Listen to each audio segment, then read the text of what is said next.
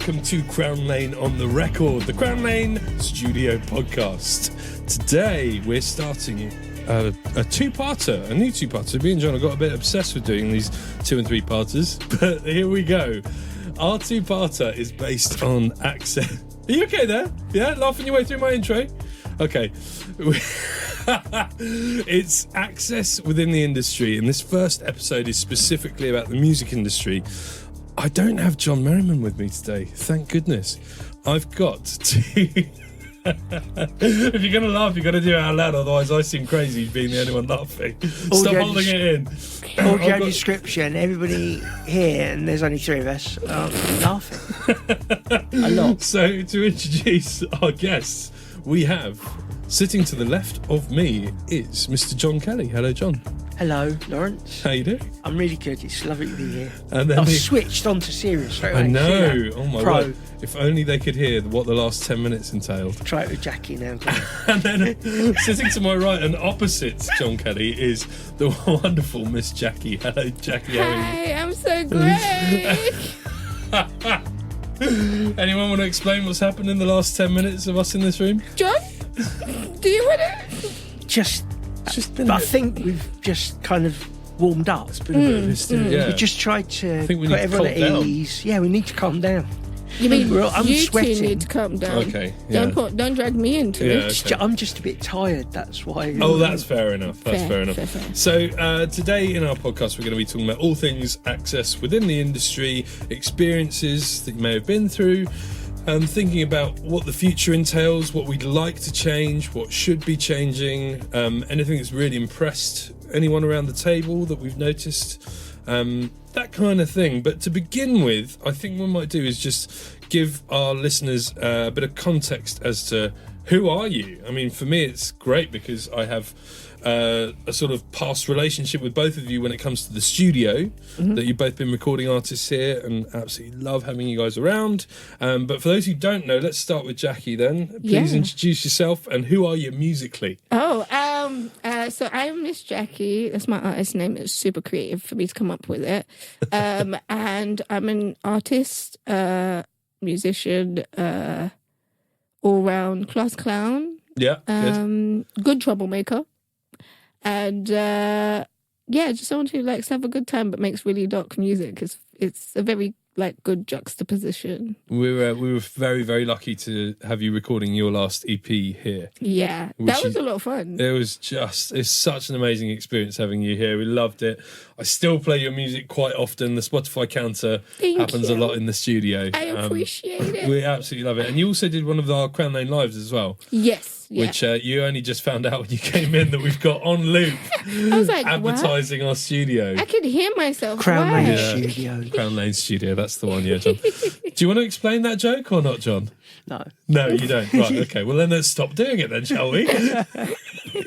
Just Lawrence is really good at advertising Crown Lane Studios in my Morden. It's my job. Yeah, we were at an event yesterday and I just noticed how much he advertised Crown Lane, which is should. Brilliant, absolutely. They're well-deserved adverts. I didn't think it was that bad, but it was after your comments today that every other word I said was, we're Crown Lane Studio, we're in Morden, in quite a serious meeting that we were in, actually, wasn't it? But anyway, moving round the table then to John, tell us a little bit about yourself musically. Yeah, John Kelly. I've been a musician professionally for about the last 15 years. I've been playing since I was a little kid, really. My family are Irish. Music is in our blood. So I started singing from a very early age, performing from the age of about 8 or 9, really. Mm-hmm. Going round and making everyone smile with a little song. And that's my bad Irish accent. No, because I was born in London, really. And so I'm an Irish Cockney, and I'm proud of that kind of heritage. Yeah. So singing and music's always been in my blood. Bands from a very early age. I went to a special school where I had a brilliant music teacher, actually, in fairness. But we weren't really taught proper music. We weren't we didn't have to do any exams or anything like that. So it was all a bit happy clappy and tambourine-y. But I was kind of quite interested to learn how to play piano and how to play guitar and things like that. So I was curious about all that kind of stuff. And then I put together a band at school from whatever instruments we could pull out the cupboard. And bearing in mind, all of us had different impairments and that. We weren't very good at reaching the top shelves. But anyway, so and all the best instruments were up there because they were for the teachers, you know. So anyway, pulled down what we could, made bands. So that was, you know, and we created bands. And then when I left school, I got into proper music with punk and ska and all that kind of stuff. Wrote a load of material. Got quite successful and popular. Well, we won't talk about near record deals and that sort of stuff because it brings back too many painful memories. And then because of all that, I kind of left it behind, as in like thinking I could make a career of it. Sorry, this is gabbling a bit. Sorry, no, it's good. It's nice. So I kind of left it as a career move and went into youth work because I enjoyed working with other young people. Yeah. And really, I suppose I didn't realise till a lot later that I was using music as my way of connecting with people, my way of breaking barriers and making friendships. Yeah. And like that's what music is, isn't it? It's about being able to communicate all sorts of different things that are sometimes too difficult to say, but somehow music breaks the ice or absolutely brings people together. So I used it in my youth work and I taught young people how to DJ and back in the day when vinyl was there. So I was used music in my youth work. And then I got a lucky break about it's probably 20 years ago now. And I did a musical called Reasons to Be Cheerful. And I suddenly realised, I'm doing music again, but actually I'm earning from it again. And I've been able to sustain that for the last 20 years. So, yeah, really because you're lucky. still actively touring as a musician as well, Yeah. aren't you? Yeah, I'm off to Manchester Folk Festival in a couple of weeks' time, and I'm going over to Holland to play St Patrick's Day out in Holland. Wow. And then I'm going off to Boston to play in Boston, and then I'm back to London. Nice. So, yeah, exciting times. There's a little small world tour then. Little world tour. Phenomenal. Ickle. Little one. Without it being officially a world tour. Yeah. And Jacqui, are you currently live gigging? I am always live gigging. You're always live gigging. I'm always live and gigging. Yeah, live and gigging constantly. I take like sabbaticals is what I like to call them, where I'm like, actually, this month I'm not going to do anything because I just need to recharge creatively. And do you stick to that or not? I try to, this, in the last, couple of years, I always try and take winter off because those are the hard ones to gig. Yeah. Because I hate being cold. So if anybody wants to book me during November, December, January or February in a warm climate, please feel free. Australia tour or something. Absolutely. Australia, New Zealand, Tokyo, that side of the planet. Yeah. Let me know. I am available. But yeah, I love gigging. It's one of my favourite things to do because you actually get to connect with people. And see people, and when people sing your music back to you, you're just like, oh my God, it makes sense now. Yeah. Whereas you're just like, oh, it's an idea in my head and I'm going to write it because I think it sounds cool. But yeah, that's my favorite part of being a musician is just connecting with audience and stuff. So yeah. And you have quite a talent for writing music that is instantly memorable.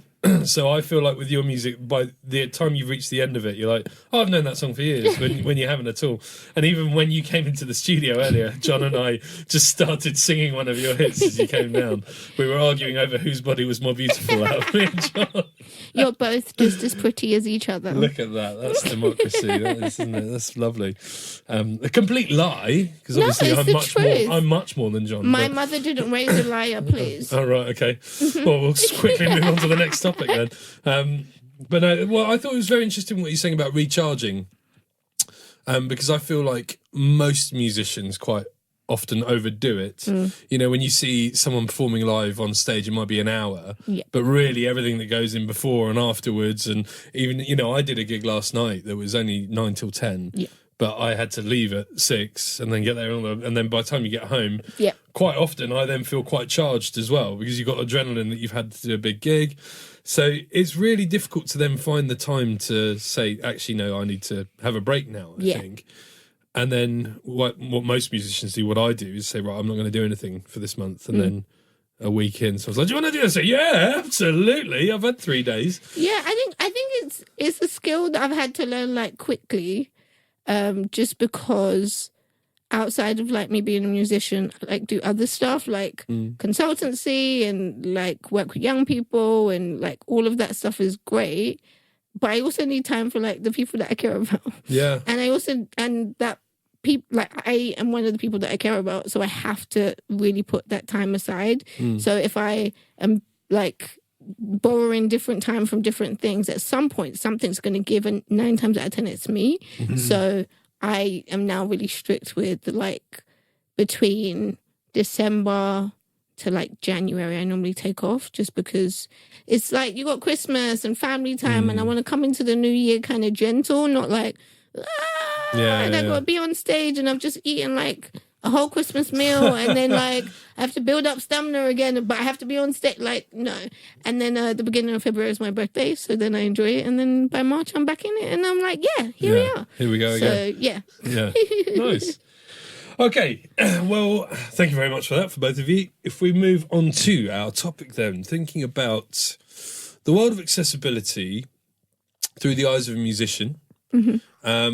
And this is going to be very, very open-ended, this question, but wanted to try and think about, through your experiences, what's going right at the moment, what's going wrong at the moment, if you have any experiences that you might be able to share with how you feel that the industry is going in the right direction, or perhaps, you know, comparing that to the past where things maybe haven't been going in the right direction, or if you feel like there's things that really should be highlighted more, where do things need to change, that kind of thing. And that's a big question. It is a big question. Well, I think there's a really nice link with the conversation we've just been having about rest, because I think that's one of the areas, like accessibility isn't just about ramps and toilets and all that kind of thing. The world of work kind of has been and the music industry has been made to fit a certain type of person, a certain way of working, and that doesn't work for everyone. And sometimes what needs to happen, you need to rip that all up and think about the things that are really important to people, like rest, and like well-being and those kinds of things, and that's part of accessibility. It's like it's really interesting. I was at an event last night about rest. It was Drake Music were doing a thing about rest last night, and it was a really interesting thing because there was somebody in there talking about how if you look at the seasons, you know, trees do have a rest. They flower in the not trees flower, but flowers flower in the summer. I'm losing my analogies, but anyway, so access was like, you know, sometimes it's about being in tune with your body and knowing what you need to do to make something work. And as artists, or as an artist, I've learnt from my experience how to make things work for me. And so I have to rip up the rule book of gigging or whatever it is, and then remake it so that it works for me, the band, and the audiences that I want to have at my gigs. You know, change the venue, change the way we structure something, because it's about systems and structures. It's not about my body necessarily. And do you find then, when you're saying about venues, that there is any sort of resistance or anything? Is it often a bit of a fight, or is it? I don't know how. I don't want okay. We're not naming if we don't want to. I'm not saying that, but in general was what I meant to say. When it comes to venues specifically, yes, I think there's two things that happen. They're either incredible venues that are super accessible, but are super expensive to perform there, or to book a space, or to even rehearse there, or they're like really affordable and they're in a basement.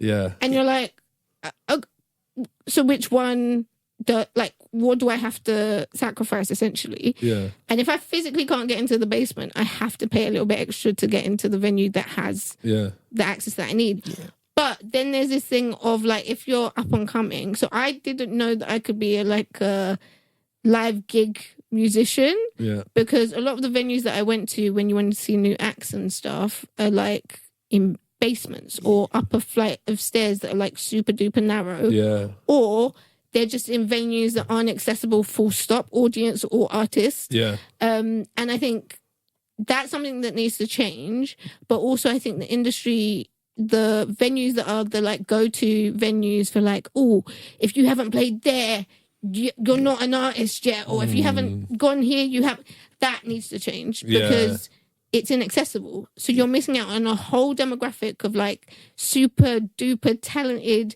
deaf, disabled, neurodivergent artists because of a building. Yeah. Like that doesn't make any sense logically as well. So like, I think there's something around the industry, the music industry in particular is very prehistoric. It's like, this is the way, this is how we manufacture like artists, this is how we push them out, this is what it is. But we live in a world where that idea is being challenged constantly, and it has, but that challenge is now a bigger challenge because there's a lot more artists who are speaking out about like, we're not all cookie cutter, we're not all fit in this mold of what you think an artist should or shouldn't be. But in saying that, can you name a disabled artist in a top 100? Can you, like when you go to festivals, where are the disabled artists in the lineup? There's this huge conversation about like women being on lineups, and I think that's absolutely true. Like the lineups are always 90% men. But as a woman, as a black woman, as a disabled black woman, where are my people? Why are they not on stage? So I think there is a lot that needs to change in the industry. And I'd like it to change in my lifetime. I don't want to be like 104 and I'm looking back and I'm like, I tell you what is interesting though about what you're saying about are there any disabled people in that top 100 or whatever? And there probably are. And I think one of the hesitancies from our side of our people kind of side of the story is there's a lot of fear about saying, you know, if I've got an access rider, should I give people my full access ride because I'm a bit too demanding or I'm a bit too, you know, I need all these different things than maybe a non-disabled artist might need. And actually what I've realised is that it's pretty much the same sorts of stuff that we all need. But I think there is a real issue. What you were saying, Jacqui, so I'm gabbling a bit because there's two things that's going in my head here.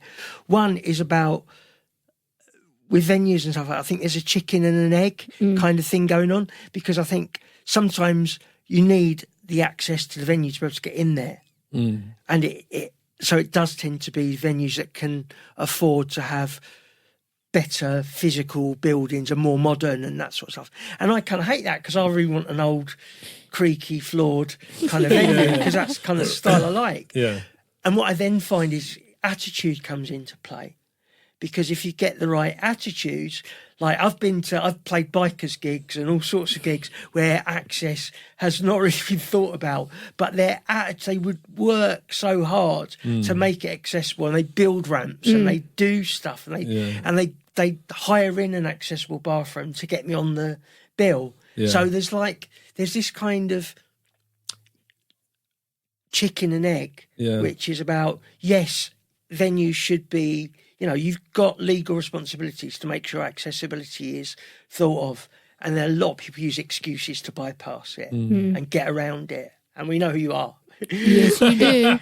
And, you know, but there's a mindset and so. And I think from us as disabled artists' point of view, we've got to become a lot more confident at being out there, at being bold and unfortunately, you know, we get tired from fighting because we've been fighting all our lives for rights and stuff like that.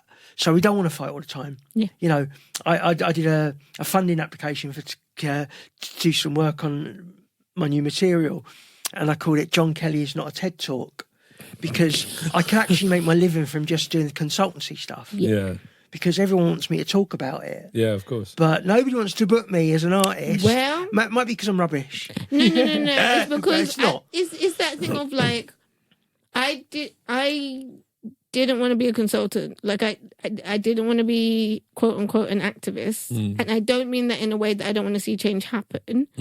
I mean that in a way of I literally just wanted to play some music, and sing some lovely songs, and have a good time and go about my business. But I think the way the industry is structured, it forces me to do that. Yeah. But in the same way, it used to be like I had to give away a lot of free consultancy. So if I had to be booked for a gig, now I'm the access person. Now I'm helping them find a BSL interpreter or this and that. And it's like no other person on the lineup is having to do that extra work. And also, it's another job. Yeah. But you don't have any more money for me. Yeah. So what do you want me to do? I can do that, no problem. Yeah. For an extra $5,000, no problem.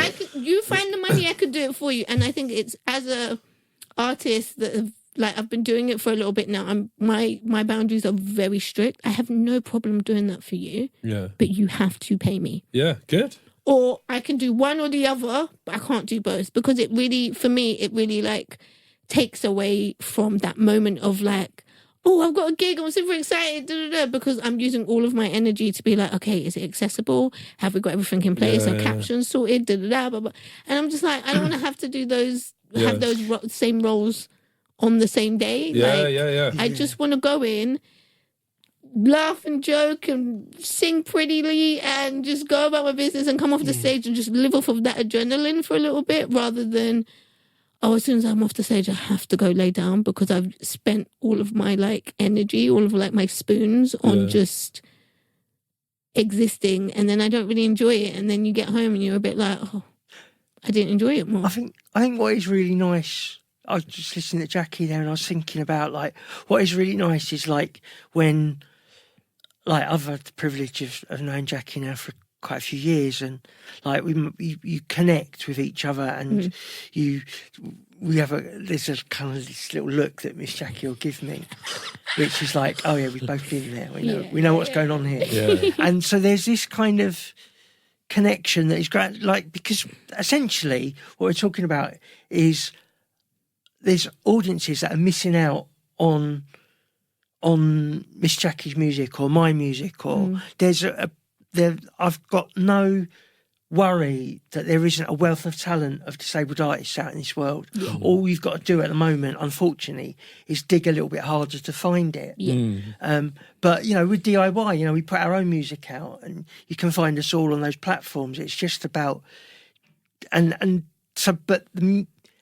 think the important thing for us now is like we're kind of starting to realise that inclusion isn't about us fitting into the music industry. Mm-hmm. I'm not here to try and fit into the music industry. We're already here, and we're trying to amplify our voices. We're trying to put it out there, and when we put on shows, we put on the best we can put on, and audiences love it. Audiences do pay. I'll give a shout out to Tredegar Folk Festival, because they're one example of a festival who've worked really hard over the last few years to make things more and more accessible. And there's some really good examples of festivals, of venues who are really making the effort and will go there and they will make their money back because, we do sell tickets and we do sell albums and it is there. So, what's really inspiring and important is that we're making these connections and we are becoming stronger as a movement, if you like. And we're not going to take it anymore. And we're not going to let it go. And we are there and we are making brilliant music. If you listen to Miss Jacqui's stuff, it's brilliant. If you listen to mine, I hope it's brilliant. It's brilliant. It is brilliant, yes. Do you know what I mean? There's loads of good disabled artists out there, as there are brilliant non-disabled artists, but all we really want is equity.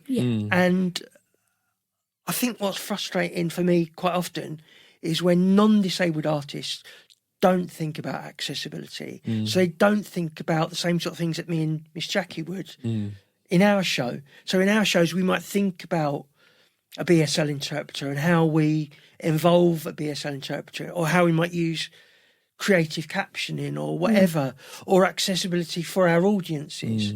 Non-disabled artists should be doing that as well, because then their budgets would be the same as ours, because we don't make any money in our shows because we spend it all on access for our audiences. But I also think that there's a bit of grace. So, like, I think people go through their lives just like the main character of their own story, which is like cool. But if someone, like, we go through life kind of with blinders on, if it doesn't directly affect us, we're kind of just like, that's happening over there, that's not a problem for me. Whereas I think as soon as it's brought to your attention that your gig is not accessible, and you still choose that your next couple of gigs, I'm not saying you have to have like all of the access covered, but you're doing like one little thing to change your gigs to make them more accessible every time, then you're making a choice to exclude people because someone has brought it to your forefront. It's different if, like, you never knew about it, you didn't even think about it, you're not even, like, I can give you a little bit of, like, leeway, but as soon as you know, it's now a choice whether or not you do that or not. And a lot of people use the excuse of, oh, it's just so expensive. Access is expensive. But us as disabled artists, we will find a way. And if that means that, like, all of my band get paid and I get, like, half of what my band is getting paid because I really needed the access thing to be there, that's a choice that I have to make, but I shouldn't have to make that choice. Yeah, absolutely. So I think it's like, I can only give you so much rope before I watch you jump. And then I'm like, well, you can't say that no one didn't tell you. And I think that's the thing with, like, the music industry as a whole. A lot of it is like, oh, but we didn't know. But I've told you now. So what's your excuse now? And it's like, oh, we don't have the money. So how do you think we do it? Yeah, because I still have rent to pay.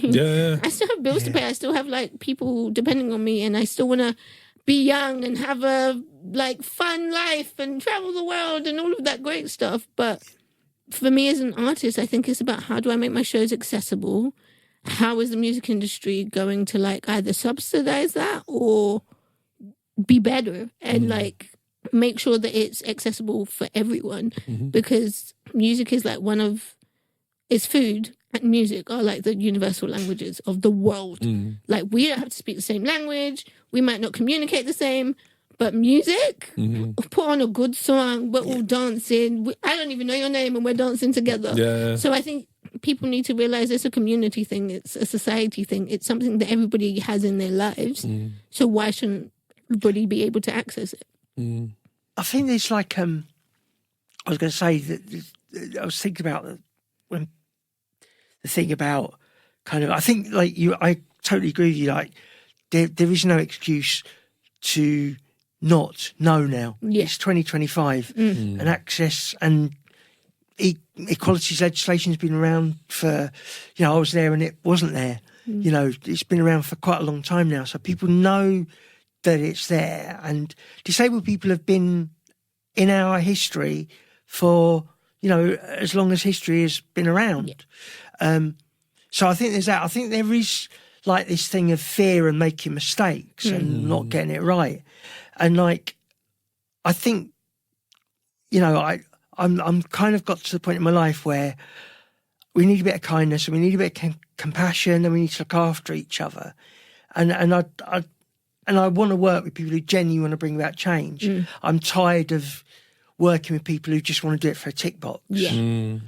And like, so, you know, when I get a little bit of, oh, I want to try and, like Tradiga, for example, they really wanted to make it more accessible. That really inspired me to go and play at that festival because they put a lot of effort into trying it. And, like, I make mistakes. We all make mistakes. So it's okay to make mistakes because like you were saying, we learn from it. So access you shouldn't not want to do it because you're fearful of making a mistake.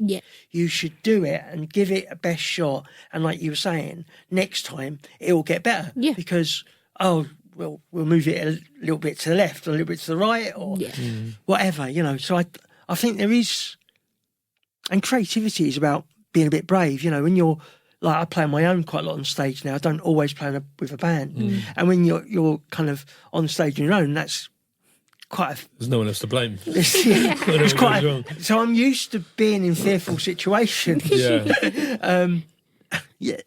But I think it's nicer when you know you're not the only one doing it. We're gonna very shortly. We're gonna go time. to a little ad break actually. But before that, I just wanted to, before I forget it, I loved what you said before about attitude, and sort of sometimes is attitude more important than the provision that's there? Because the only example that I can think of, just my background is that I was a teacher in special ed for 12 years, in multiple schools around London. And one thing that I always remember is that the school that I was working at in Southfields, we were partnered with Wandsworth Prison, and that every year the inmates would host a party for the kids. So on good behaviour, they would earn X amount of money to then spend on a party for the children. So they'd end up hiring a bouncy castle for the day, and it was done at Wandsworth Prison, which is fantastic, taking 50 kids in wheelchairs into Wandsworth Prison, everyone having to be checked, then we all go through. And we had one portable hoist for when we needed to get the kids out into the bouncy castle. So if you did that by the book, the provision that was set up there, it would take about 2 hours to have a bit of fun.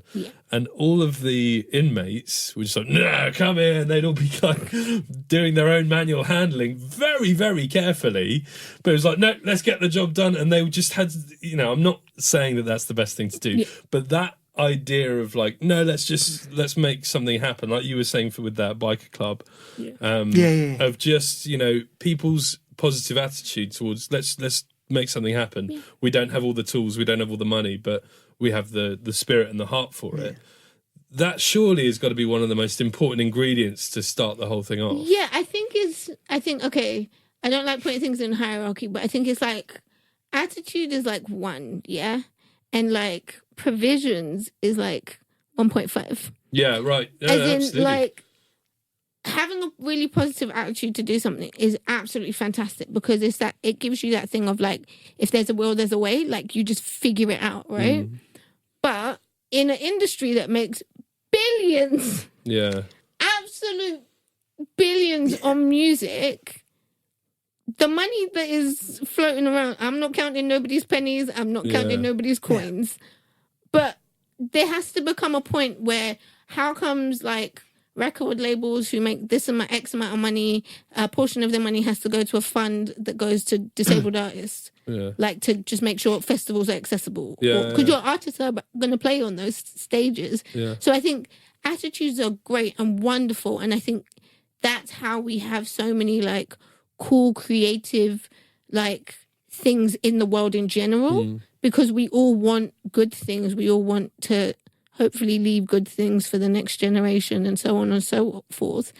But we live in a world that is a capitalist society. And as much as I were like super early in my career, I would do gigs for free just because I was like, I just want to be on stage with other people. And then it got to a point where I was like, oh, rent is due.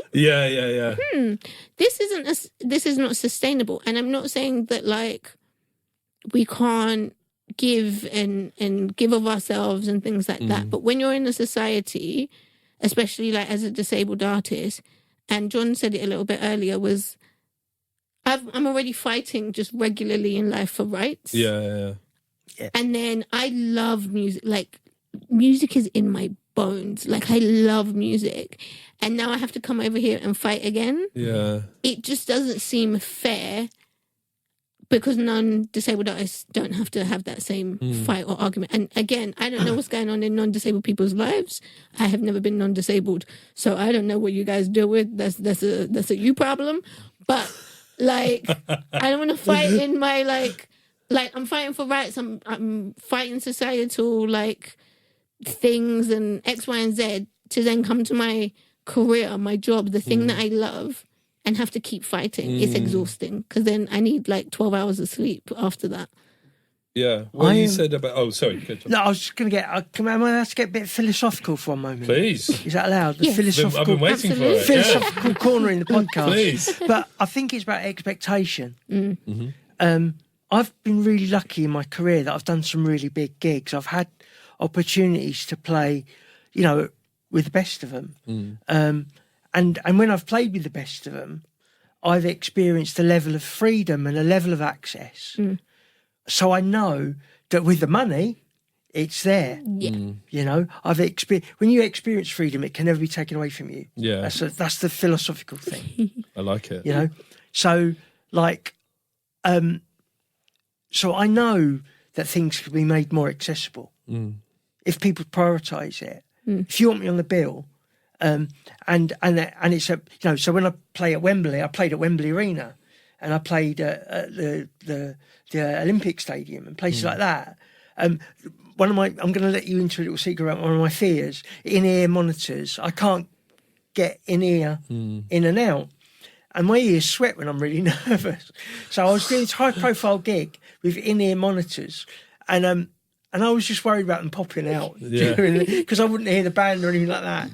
And I had someone who looked after me, who was off stage, who knew exactly what the signal was if my in-ear was going to pop out, because I was absolutely petrified. But what I'm getting at here is not about my sweaty ears, but it's about my expectation. Yeah. So when the resources were there, I had a roadie who helped me, and that was their job. And so I've experienced that, and then I go somewhere where it's a 2-inch little thing and I can't get up it, and nobody will help me up it, and nobody wants to, and all the attitude thing comes into it. They all, you know, we haven't got time to think about your access requirements or whatever. And I'm thinking, so I don't see it as a hierarchy. I agree with Jacqui that it, you know, these things aren't about 1, 2, 3, because it's not a tick box. It's about, you need both. And actually, for me, it's about a dialogue. It's about conversation. If you ask me, together we can work it out. Oh, yeah.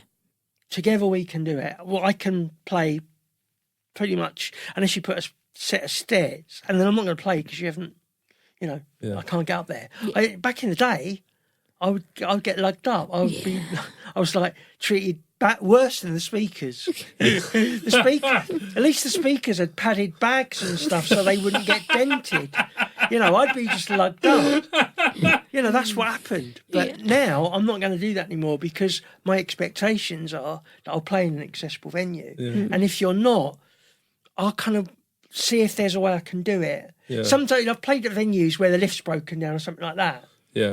And that's been really negative, because I've got an audience come in, we work really hard, the lift's broken, what are we going to do?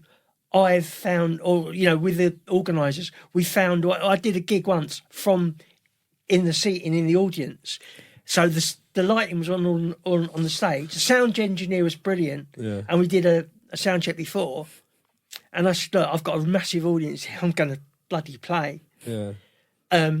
And it wasn't the venue's fault that the lift had broken down. Things happen. Suddenly, you know, it goes from the stage and the spotlight's in the middle of the audience. And again, what's going on? And there's me and Dave, and we're playing in the middle of the seating because that's where we can do it. You know, so we work around it if we need to.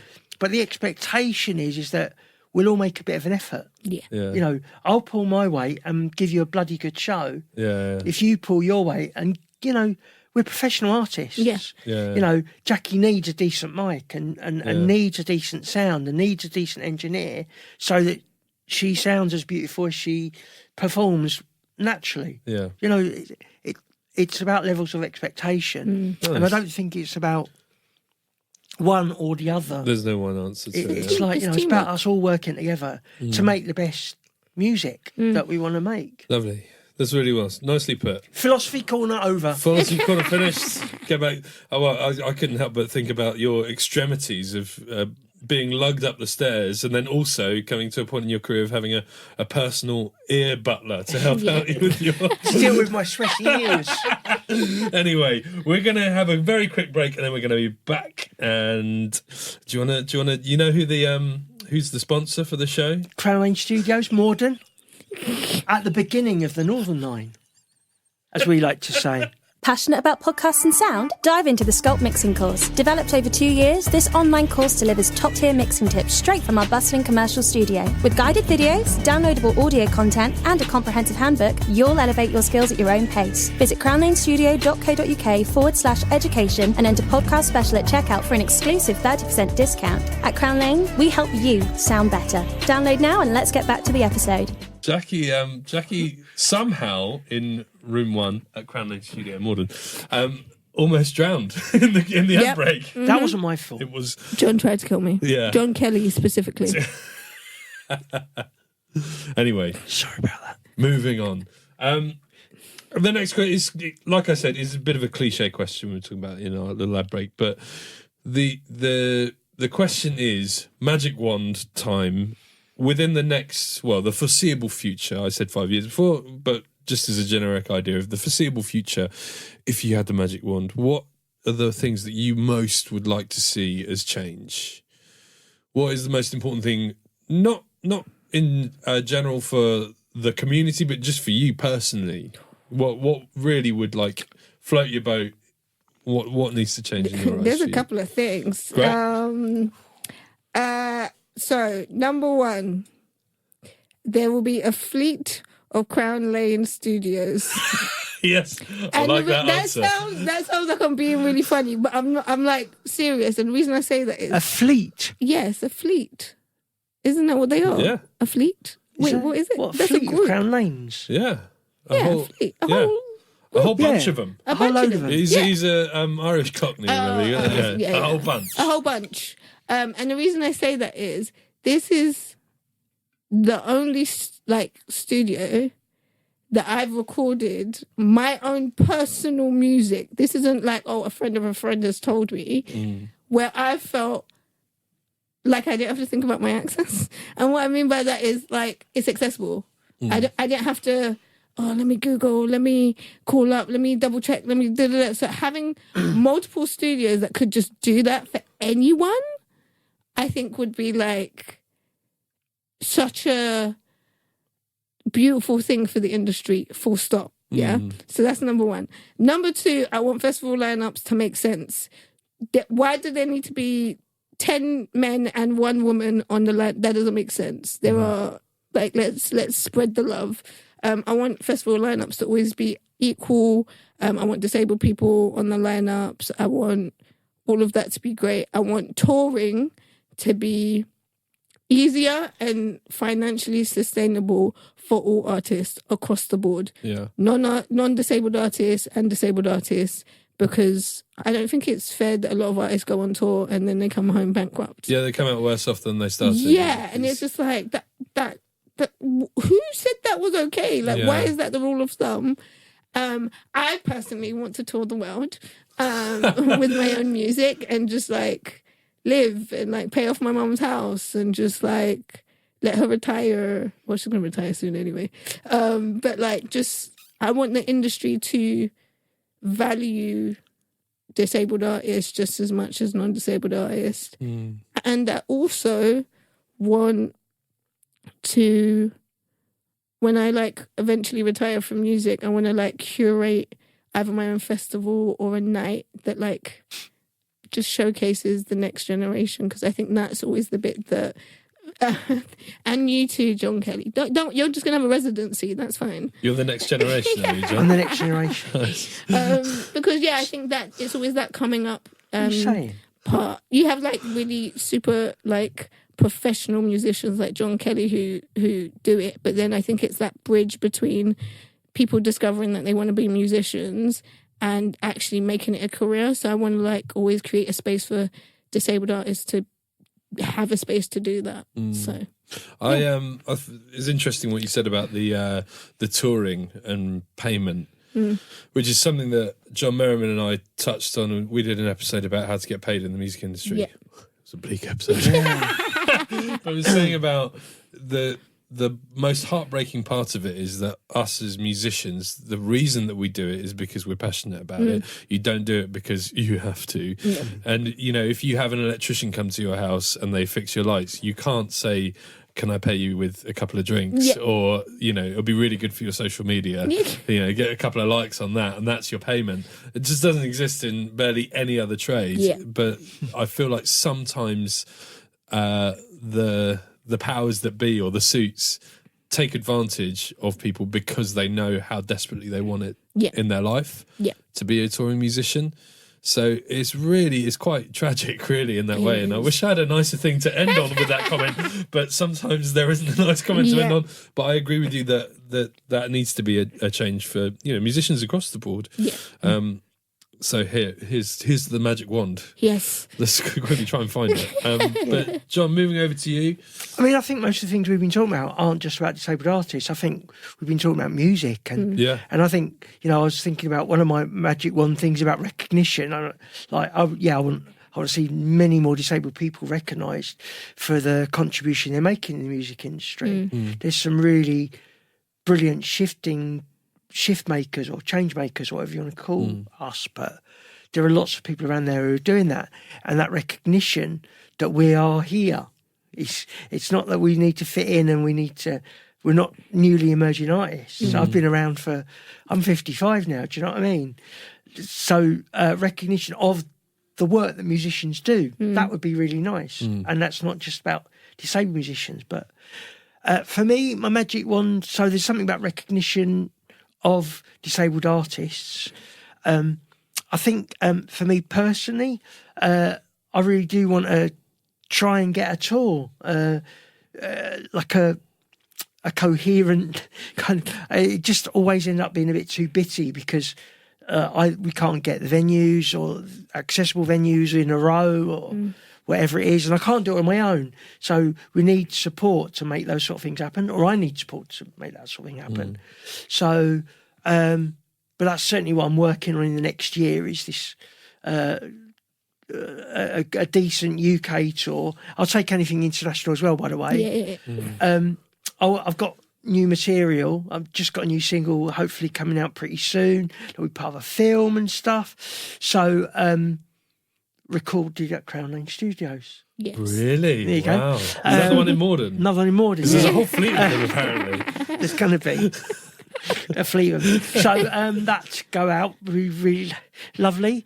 So yeah, there's a tour, new album, and a recording with Miss Jacqui. So I wrote a song called "If It Can't Be Right, It Must Be Wrong," like a long time ago with the Blockheads, and we did it, and we never really released it as a single or anything like that. But I'd like to do a re-recording of that because while I've been playing it live, when you write a song and it beds in after a couple of years, and then you hear something new in it. So there's like a third verse in it which goes like a bit more ska than it originally did. Yeah. And in the middle, there's like a bridge. And during COVID times, me and Jacqui did this mad online conference. Yeah. Where we kind of... Anyone that's a musician will know what I'm going on about here, but there's like this like little bit of a delay, which means it's really hard to jam online together. We were given this challenge of us doing something together at this children's media conference, wasn't it? It was a really lovely conference about, giving children in confidence and that sort of stuff. So we did this thing, and Miss Jacqui rapped in the middle of... She wrote a beautiful piece and put it in the middle 8, and we just jammed it to make it kind of work, and it kind of worked. But we've only done it live once together, but it would be great to get that recorded and do a single together, and maybe an A and B side. Yeah. Remember when you pulled me up at that festival? Randomly, when you pulled me up, you were like, "Oh yeah, we're about to go on. Do you want to do a song?" And I was like, "I just got off stage, but sure." Like, that's because I knew the magic would happen, and the audience loved it. Me and Miss Jacqui, we could be like the new... I can't think of a good duo now. Who? Come on. Ebony and Avery. Great. Slightly on the nose there. Like it. First thing that came to what we're not going to do is edit any of this out. Okay, that's fine. That's the end of our stand on it. partnership already. We haven't even recorded. I love that. Have you guys got any ideas of where you might like to record the single? I was thinking about it. Just if we can find somewhere that's accessible. I know, and it's got an accessible toilet as well. Accessible toilet, little hoist in the toilet would be yeah. great. For a future fleet. That You know, kind of thing. Yeah. It has to be fleetable. Polite staff, Polite. kind, compassionate, Yeah. not too big I egos. almost had you covered there until you got to that last bit. Hey, how about Crown Lane Studios? Hey! Let's not pretend that you didn't say Crane Lane for a moment. Crane Lane, there's a whole fleet of them. They're our main competitors, actually, Crane There Lane. are other good studios out there. There's there plenty are. of others, Yeah. Let's get a whole host of studios. Yes. Like Crown Lane. I mean, that would be a great project. How many accessible studios are there? Can we record in all of them? There are others. That would be a good tour. I mean, it'd be a good tour.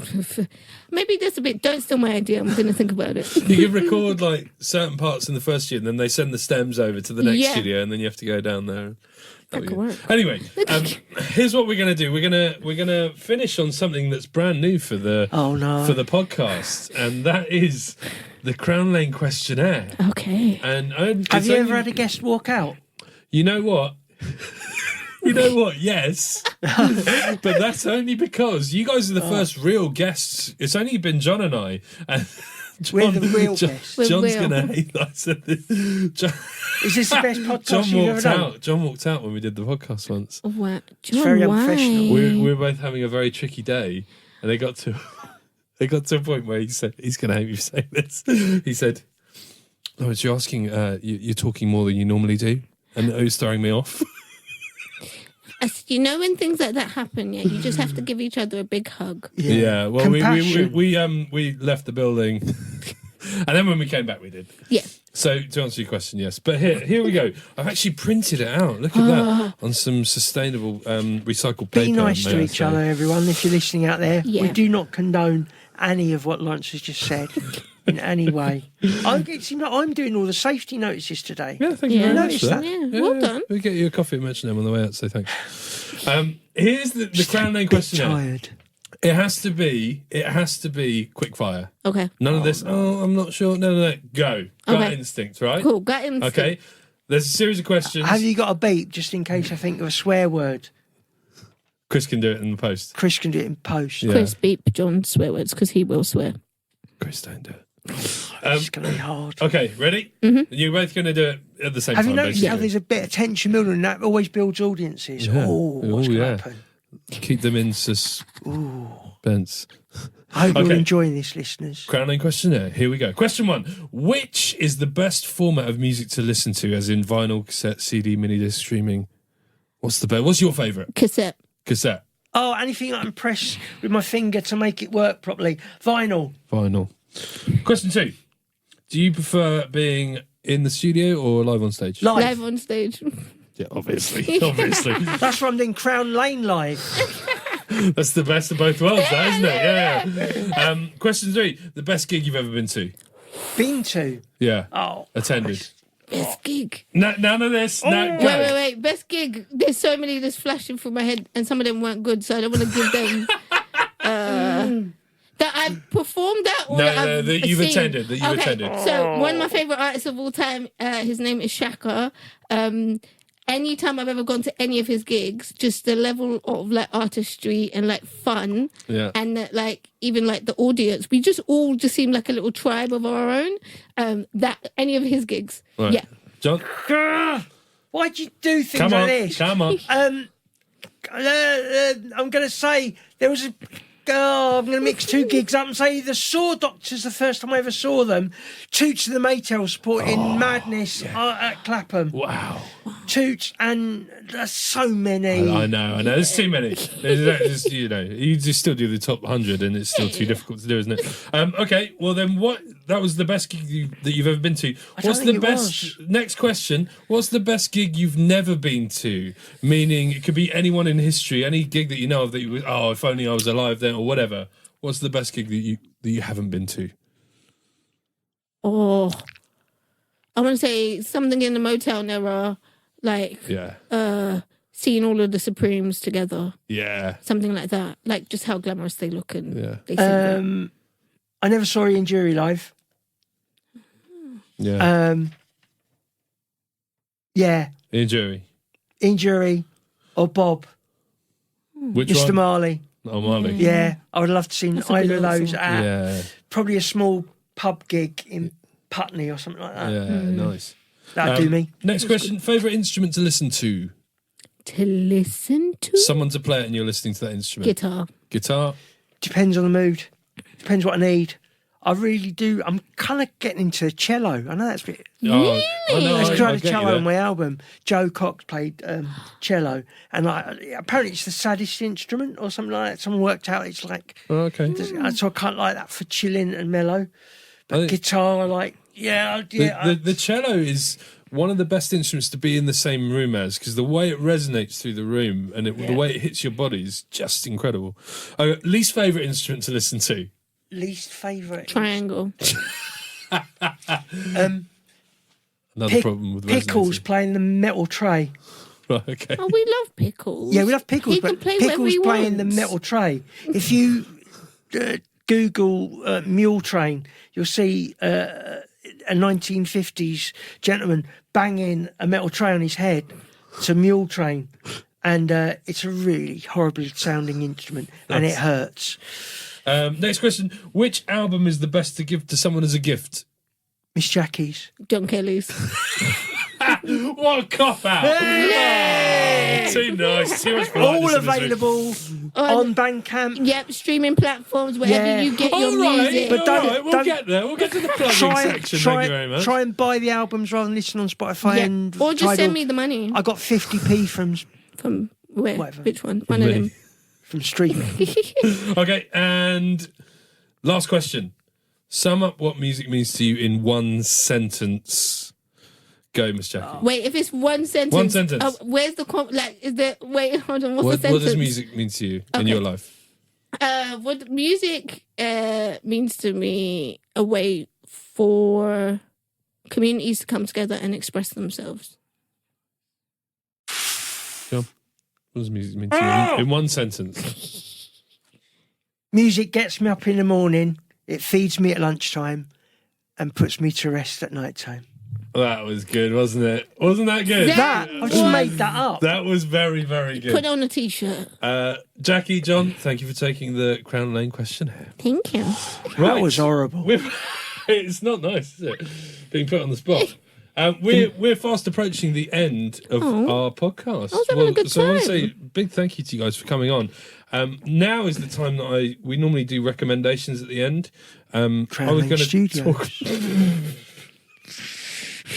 On that note, I was going to talk about if you guys have got anything that you wanted to plug, but you took up half of the questionnaire plugging your own stuff. But no, just for our listeners, I want to recommend you guys and your music anyway. Do you want to let everybody know how and where you can find? We'll put it in the description of the episode anyway. But Yeah, follow me on, you can watch all my shenanigans on the internet somewhere. nice, on the internet somewhere. On is the it? internet somewhere. If you type in I am Miss Jacqui, Jacqui spelled JACQUI. Don't ask me, ask my father. On any social media of your choosing, I will be there and you can watch my shenanigans. Lovely. John? Yeah, John Kelly Musician. I'm on all platforms. I'm on YouTube and Twitch and all those kind of things. Spotify, Tidal. Yeah, John Kelly Musician. You can also type in Kelly Caster and sometimes I put that. That's my guitar. That's kind of bespoke guitar for me. Yeah, John Kelly Musician on all platforms. Actually, one little thing. I'm no longer posting on Twitter. You can still find me there because I'm taking up a bit of space just to be a bit awkward. Yeah. But I'm not posting on there anything because it's full of nastiness and we need compassion and kindness. We So certainly do. you can find me on Blue Sky. Nice. But yeah, every platform I'm there. Bandcamp, everything. Yeah. Brill. Great. I have one recommendation. Guess who I'm plugging? Crown Lane Studio. Yeah. We've got Crown Lane Live Season 2 happening. Did you know? No. So Miss Jacqui was in Season 1. So Season 2 is upcoming. It's in April, the first week of April. I did do pre-season 1. You did do pre-season 1. Pre-season 1. Wow, when they nobody like came. you. Season I did 0.5 actually. it was. I did get a lovely audience in the thing, but nobody recorded it and put it online because Crown Lane aren't very good. We're not very accessible. Very accessible. But we've got season 2 coming up, and that's where you're watching an artist basically record essentially an EP live in one go, which is what Jacqui did very, very beautifully. And there's an audience in Metronome selling tickets you can get at Metronome Live. And yeah, we're going to be there Tuesday, Wednesday, Thursday, Friday, Saturday, first week of April. Lots of different artists. You know, last time we did it before over the course of like 6 months, we've decided to do it all in 1 week and then this pick time. which one you Pick our prefer. favourite. Yeah. No, I think we're going to probably regret it after about day 3, and we're all absolutely knackered. But on that note, On that bombshell, thank you very much, John. Thank you very much, Jacqui. Thank you for having Lovely us. having you here, and all that's left to say is goodbye. Bye. Thanks for listening, everyone. Thank you. Be lucky. Bye.